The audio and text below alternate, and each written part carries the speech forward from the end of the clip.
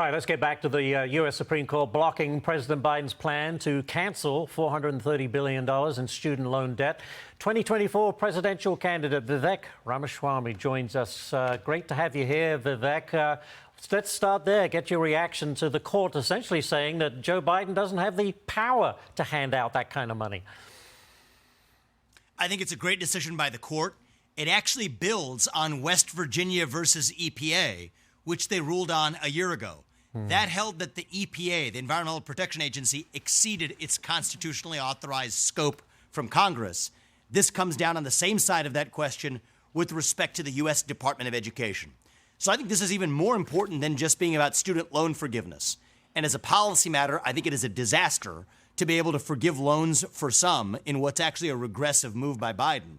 But the more important legal point, and this is what will be important to me as U.S. president when I lead the executive branch, is that if you agree with the Supreme Court here, it means that most regulations committed by the federal administrative state are probably also unconstitutional, which I think is great news. And I will govern the executive department of the U.S. government accordingly, not enforcing a lot of these unconstitutional administrative state made-up regulations. I mean, Vivek, wasn't this whole program really just a vote-getting exercise from the president? Try and get the younger vote. Hey, I'm going to wipe out your student debt. It's all about votes. It's about pandering, absolutely. Buying up as many votes as you can. It's like showering cocaine on a bunch of cocaine addicts. That doesn't mean that that's what's right for them, but it does work in the short run. What I think we need to do is start thinking over the long run. Our federal government now actually has a bad habit of paying people in this country to do the opposite of what we should want them to do. Right. Pay them more to stay at home instead of go to work.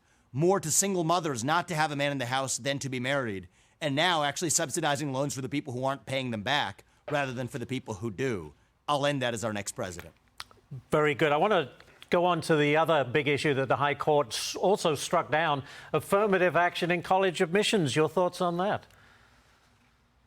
So I have been a chief opponent of affirmative action for a very long time.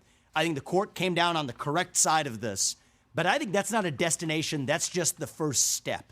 We now need to eviscerate race-based preferences in every sphere of American life, including in the economy.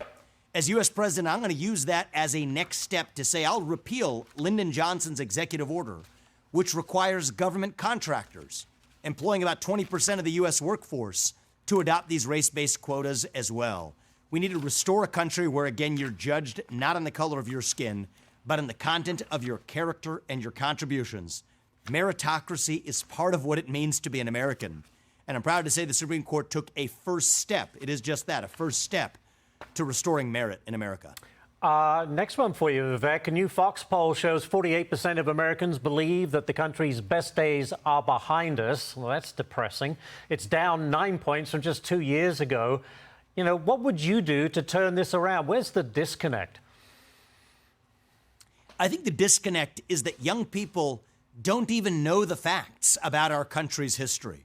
I believe that every high school student who graduates from high school should have to pass the same civics test that immigrants to this country, my mother had to pass when she became a naturalized citizen, that other naturalized citizens have to pass to know something about a country.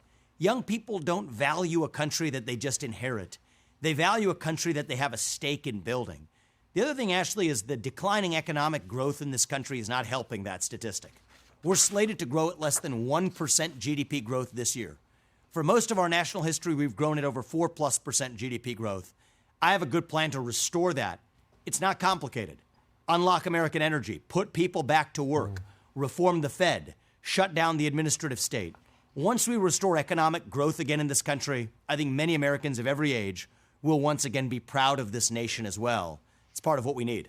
Very good. I got to ask you about the polls, how much faith you put in them, but they certainly show that Donald Trump way out ahead at 56%, Ron DeSantis at 22%. You're in at number 3 in this latest poll at 5%. What does this tell you? I mean, it's very early days yet, but it does seem that Donald Trump is, no matter what his legal challenges are, continues to be streets ahead. Why is that? Well, here's what I'll say. I'm ahead of where Trump was in June of 2015. I think that's the apples-to-apples comparison. Yeah. And the fact is, Ashley, I'll be honest about it, most of this country still doesn't know who I am. So the fact that I'm placing as high as third place Yeah. in some of these polls, including that recent one, is, I think, a great sign for what's ahead for this campaign.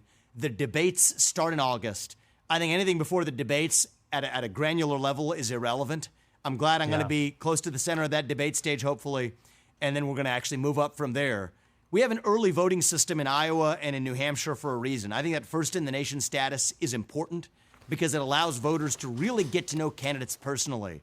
That's why I think that we have a good system that's going to select the right nominee, and I'm aiming to be that person. Will you take the pledge that the RNC is asking for to support whoever the GOP picks as their, for their primary candidate? If every other major candidate in this race also does the same thing, then as a table stakes for getting into that debate, I'll absolutely do it. But I think that more importantly, we as a party need to debate, forget the who. We need to debate what we stand for and why we stand for it.